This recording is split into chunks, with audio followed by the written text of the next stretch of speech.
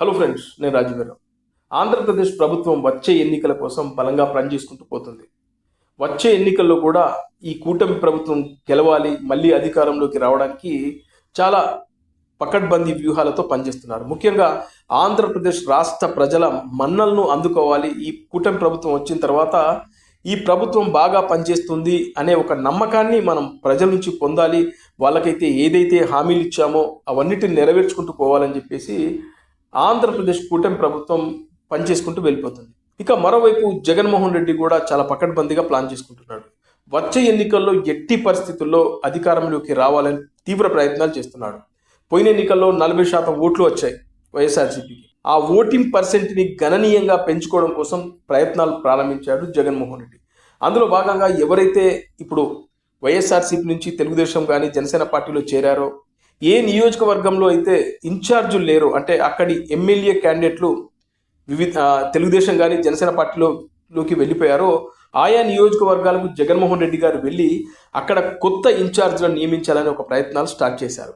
అందులో భాగంగానే ఒంగోలు బాలినేని శ్రీనివాసరెడ్డి గారు ఉన్నటువంటి ఆ ఒంగోలు నియోజకవర్గానికి కూడా వెళ్ళబోతున్నారు. అక్కడ కొత్త ఇన్ఛార్జిని నియమించే అవకాశాలు ఉన్నాయి. అలాగే మరికొన్ని నియోజకవర్గాలకు కూడా వెళ్ళి కొత్త ఇన్ఛార్జ్లను నియమిస్తూ, అంటే ఇన్ఛార్జ్ అంటే అక్కడ ఎమ్మెల్యే క్యాండిడేట్ అన్నట్టే మనం అర్థం చేసుకోవాలి. అలా జగన్మోహన్ రెడ్డి ప్రయత్నాలు చేస్తున్నారు. ముఖ్యంగా కూటమి ప్రభుత్వం వచ్చిన తర్వాత వైఎస్ఆర్సీపీ కార్యకర్తలు కానీ సోషల్ మీడియాలో పనిచేసే వ్యక్తులపైన కేసులు ఉన్నాయి. ఆ కేసులు ఎవరైతే ఎదుర్కొంటున్నారో వాళ్ళకు కూడా మనోధైర్యం నింపడం కోసం జగన్మోహన్ రెడ్డి 1-to-1 వాళ్ళతో మాట్లాడుతూ వాళ్ళకు ధైర్యం నింపే ప్రయత్నాలు కూడా చేస్తున్నాడు. ఇక అంతేకాకుండా ఏదైతే కూటమి ప్రభుత్వం తీసుకొచ్చినటువంటి పీపీపీ విధానం, అంటే ప్రైవేట్ పబ్లిక్ విధానంలో మెడికల్ కాలేజీలను నిర్మించాలనే ఒక ఉద్దేశంతో కూటమి ప్రభుత్వం పనిచేస్తుంది. వాస్తవానికి అది చాలా మంచి ఉద్దేశం, కానీ ఎక్కడో దాన్ని కన్వే చేయడంలో కూటమి ప్రభుత్వం విఫలమైందేమో అనిపిస్తుంది నాకైతే. అయితే ఆ పీపీపీ విధానాన్ని మొదటి నుంచి వ్యతిరేకించుకుంటూ వస్తున్నాడు జగన్మోహన్ రెడ్డి. అందులో భాగంగానే పార్లమెంట్లో జరిగేటువంటి బడ్జెట్ సమావేశాల్లో ఈ పీపీపీ విధానం కరెక్ట్ కాదు అనే దానిపైన పెద్ద ఎత్తున నిరసన చేయాలని చెప్పేసి వైఎస్ఆర్సీపీకి సంబంధించినటువంటి రాజ్యసభ సభ్యులను, అదేవిధంగా పార్లమెంట్ మెంబర్స్లను రెడీ చేస్తున్నాడు జగన్మోహన్ రెడ్డి. దానిపైన బలంగా వాదించాలి. ఈ ఇష్యూను నేషనల్ లెవెల్లో హైలైట్ చేయాలి. ముఖ్యంగా నేషనల్ మీడియాలో దీన్ని బాగా హైలైట్ చేయాలనే ఉద్దేశంతో వాళ్ళ ఎంపీలను రెడీ చేసే పనిలో ఉన్నారు జగన్మోహన్ రెడ్డి. ఇక ముందు నుంచి వైఎస్ఆర్సీపీ అధిష్టానం ఒకటే చెప్తున్నారు, సంక్రాంతి తర్వాత జగన్మోహన్ రెడ్డి జనంలోకి వస్తారు. జగన్మోహన్ రెడ్డి అంటే జగన్ జనం బాట అని చెప్పే కార్యక్రమం ఒకటి స్టార్ట్ చేయబోతున్నట్లుగా చెప్తున్నారు.